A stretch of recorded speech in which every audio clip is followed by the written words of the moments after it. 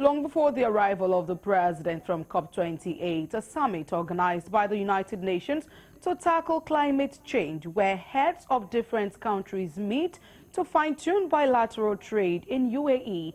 The delegation of 422, sponsored by the federal government, among the 1,411 registered delegates from Nigeria, has continued to raise concern, with some Nigerians expressing displeasure as a result of the state of the economy.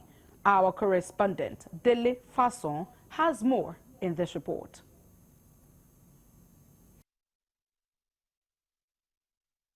Minister of the Economy, Wale Edun, that Nigeria is set to gain a multi-trillion-dollar climate change financing to fund the 2024 budget as a fallout from the COP28. Some economists expressed concern over the large delegate list amid economic challenges. It's unnecessary, if you may ask me. Why is it unnecessary? Is it the first conference Nigeria is attending?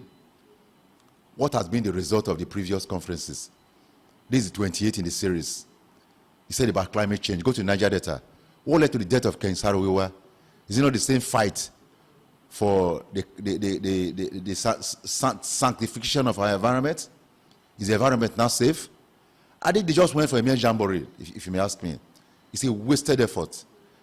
It's quite unnecessary. And we're told that close to $1 billion is spent on air ticket alone. That's flights. So if you add hotel bookings, lodging, accommodation, feeding, and logistics, we're talking about $2 billion on just a conference. So any conversation that will deepen citizens' understanding about climate change, its effects in the global world, is a crucial event as such. But having established that, it becomes very worrisome to say that at a very trying period of a nation like Nigeria today, that delegation of 422 persons, to my mind, it's way too much. It's way too much, because when you hear the whooping amount of money that we go into that movement, and you consider a vis-a-vis with the pains and the groaning citizens are going through in Nigeria, you would rather say that it was not worthwhile in the first place. Speaking on the economic gains of the COP28, the Economists said Nigeria has not benefited from previous meeting. Hence, the Minister of Information has no justification over the number of delegates to the summit. What has been the result of previous conferences that the president and former president have attended? Has our life situation improved? Has our environment improved? There are weekly settlements. Who are the countries emitting carbon emissions and all that?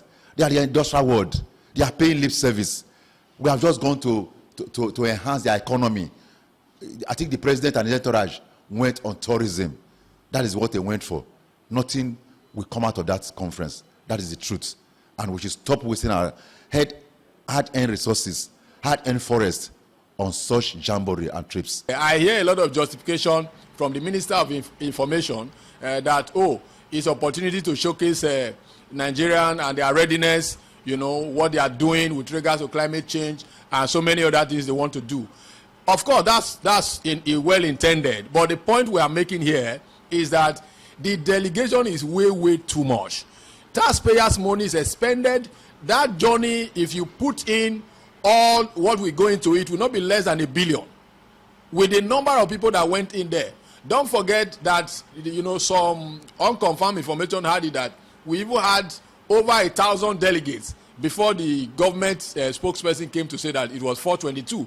There is no denying the fact that President Bola Ahmed Tinubu met with European giants like Germany on bilateral trade for power and the UAE for electric buses, among others that will benefit the nation. But Nigerians want a quick fix situation amid economic worries of rising debt profile and forest, hence the call on the Nigerian government to be prudent in their spending. From Warri in Delta State, Delegates reporting for Galaxy News.